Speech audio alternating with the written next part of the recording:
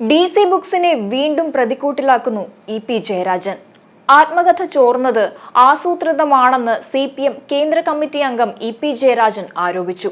എഴുതി പൂർത്തിയാവാത്ത പുസ്തകത്തിൽ എന്തടിസ്ഥാനത്തിലാണ് ഇല്ലാത്ത കാര്യങ്ങൾ എഴുതി ചേർത്ത് പ്രചരിപ്പിക്കുന്നതെന്നും ഇ.പി. ജയരാജൻ ചോദിച്ചു.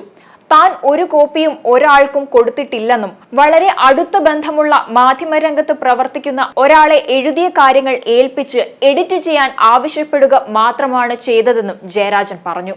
ഇത് ഒരു മുതിർന്ന മാധ്യമ പ്രവർത്തകനാണ്. ഇയാളുടെ പേര് ഇപ്പോഴും ഇ.പി. ജയരാജൻ പുറത്തു പറഞ്ഞിട്ടില്ല. എഡിറ്റ് ചെയ്യാൻ ഏൽപ്പിച്ച മാധ്യമ പ്രവർത്തകൻ കൃത്യമായി കാര്യങ്ങൾ ചെയ്തിട്ടുണ്ടെന്നും ആത്മകഥ ചോർന്നതിന് ഉത്തരവാദിത്വം DC ബുക്സിനാണെന്നും ഇ.പി. ജയരാജൻ പറയുന്നു.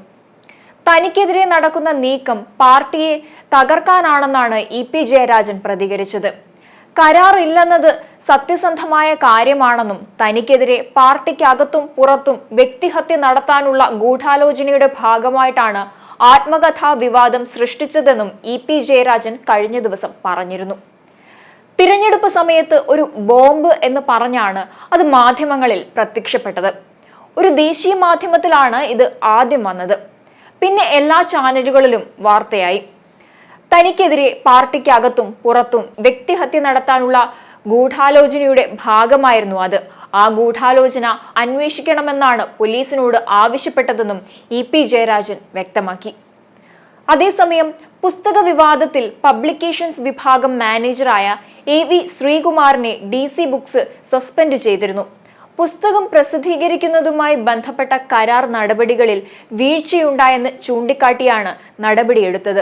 പുസ്തകം പ്രസിദ്ധീകരിക്കുന്നതിൽ ഇ.പി. ജയരാജനുമായി കരാർ ഉണ്ടായിട്ടില്ല എന്നാണ് DC ബുക്സ് ഉടമയായ DC രവി പോലീസിന് നൽകിയ മൊഴി. ഇതിന് പിന്നാലെയായിരുന്നു നടപടിക്രമങ്ങൾ പാലിച്ചുകൊണ്ട് DC പുസ്തകങ്ങൾ പ്രസിദ്ധീകരിക്കാറുള്ളൂ എന്ന് DC ബുക്സ് തങ്ങളുടെ ഔദ്യോഗിക ഫേസ്ബുക്ക് പേജിൽ വിശദീകരണവും നൽകിയിരുന്നു. ആത്മകഥ സംബന്ധിച്ച കള്ളപ്രചാരണത്തിൽ ഇ.പി. ജയരാജൻ നൽകിയ പരാതിയിൽ കോട്ടയം പോലീസ് DC ബുക്സ് ഉടമ രവി DC-യുടെ മൊഴിയെടുത്തിരുന്നു. ആത്മകഥ പ്രസിദ്ധീകരിക്കാനായി കരാറില്ലെന്ന് രവി DC മൊഴി നൽകിയതായി അന്വേഷണ ഉദ്യോഗസ്ഥനായ കോട്ടയം DYSP KG അനീഷും പറഞ്ഞു. കൂടാതെ അന്വേഷണ റിപ്പോർട്ട് ജില്ലാ പോലീസ് മേധാവിക്ക് കൈമാറി. പ്രസിദ്ധീകരിക്കാൻ നൽകാത്ത ആത്മകഥയിലെ ഉള്ളടക്കം സംബന്ധിച്ച് ഉപതെരഞ്ഞെടുപ്പ് ഘട്ടത്തിൽ തെറ്റായ വാർത്തകൾ വന്നതിനെക്കുറിച്ച് അന്വേഷിക്കണമെന്നാവശ്യപ്പെട്ട് ഇ.പി. ജയരാജൻ DGPക്ക് പരാതി നൽകിയിരുന്നു. ആത്മകഥ പ്രസിദ്ധീകരിക്കാൻ ആർക്കും അനുമതി നൽകിയിട്ടില്ല എന്നും ഇക്കാര്യത്തിൽ കരാറൊന്നുമില്ലെന്നും അദ്ദേഹം നേരത്തെ തന്നെ വ്യക്തമാക്കിയിരുന്നതാണ്. സാധാരണ പ്രസാധകന്മാർ പാലിക്കേണ്ട ഒരുപാട് നടപടിക്രമങ്ങളുണ്ട്, നിയമപരമായ നടപടിയുണ്ട്. ഇതിലൊരു നടപടിയും സ്വീകരിച്ചിട്ടില്ല. രണ്ടാമത്തെ കാര്യം, ഞാൻ എഴുതിക്കൊണ്ടിരിക്കുന്ന പുസ്തകത്തിൻ്റെ പ്രകാശനം ഈ DC ബുക്സിൻ്റെ ഫേസ് പേജിൽ വന്നില്ലേ, ഫേസ്ബുക്കിൽ എങ്ങനെയാണ് വന്നത്? ഞാൻ അറിയാതെ. അപ്പോൾ ഇത് ഒരു ബോധപൂർവമായിട്ടുള്ള നടപടിയല്ലേ എന്ന് മാത്രമല്ല, അവർ PDF മാറ്റിലല്ലേ വാട്സാപ്പിൽ കൊടുത്തത്. സാധാരണഗതിയിൽ ഒരു പ്രസാധകർ ചെയ്യാൻ പാടില്ലാത്തതാണത്. പിന്നെ 3 ഉപതെരഞ്ഞെടുപ്പുകൾ നടക്കുന്നു, 3 മണ്ഡലങ്ങളിൽ. ആ തെരഞ്ഞെടുപ്പ് ദിവസങ്ങളിലാണ് രാവിലെ തന്നെ ഈ വാർത്ത പ്രസിദ്ധീകരിക്കുന്നത്. ഇതാദ്യം വരുന്നത് ടൈംസ് ഓഫ് ഇന്ത്യയിലാണ്. ടൈംസ് ഓഫ് ഇന്ത്യയിൽ സാധാരണഗതിയിൽ ഇത്തരമൊരു വാർത്ത ലളിതമായി വരുമോ? ഈ വാർത്ത വന്നതിൻ്റെ പിന്നിൽ ആസൂത്രിതമായ നീക്കമുണ്ട്. ടൈംസ് ഓഫ് ഇന്ത്യയിൽ വന്നു. ഇല്ലാത്തൊരു കാര്യം, കൊടുക്കാത്തൊരു കാര്യം എന്നോട് ഇത് പ്രസിദ്ധീകരിക്കുന്നതിന് വേണ്ടിയിട്ട് DC ബുക്സുകാർ ഫോണിൽ ബന്ധപ്പെട്ടിരുന്നു. ഞാൻ പറഞ്ഞു ഇത് പൂർത്തിയായിട്ടില്ല, പൂർത്തിയായാൽ എന്ത് വേണമെന്ന് അപ്പോൾ ആലോചിച്ച് ചെയ്യാം. മാതൃഭൂമിക്കാർ എന്നോട് സമീപിച്ചിരുന്നു. മാതൃഭൂമിയിലെ ശശീന്ദ്രൻ ഞാനും ഒക്കെ വളരെ അടുത്ത് എത്രയോ കാലമായ ബന്ധമുള്ള ആളാണ്.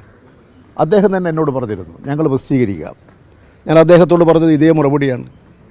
അങ്ങനെയുള്ള ഒരു പുസ്തകം എന്തടിസ്ഥാനത്തിലാണ് ഇല്ലാത്ത കഥകൾ എഴുതി ചേർത്ത് തെരഞ്ഞെടുപ്പ് ദിവസം പ്രക്ഷേപണം ചെയ്തത്? ആസൂത്രിതമായിട്ടുള്ളൊരു പദ്ധതിയാണത്. അത് തെരഞ്ഞെടുപ്പിനെ അലങ്കോലപ്പെടുത്തുക, അതുവഴി പാർട്ടിയെ പരാജയപ്പെടുത്തുക, ഇടതുപക്ഷ മുന്നണിയെ പരാജയപ്പെടുത്തുക, അതുവഴി പാർട്ടിക്കകത്തും പുറത്തും എന്നെ ഇടിച്ച് തകർക്കുക. ഇത് ആസൂത്രിതമായൊരു ഗൂഢാലോചനയാണ്. ഇത് പാർട്ടി എനിക്ക് നേരെ നടക്കുന്ന ആക്രമണം പാർട്ടിയെ തകർക്കാനുള്ളതാണ്.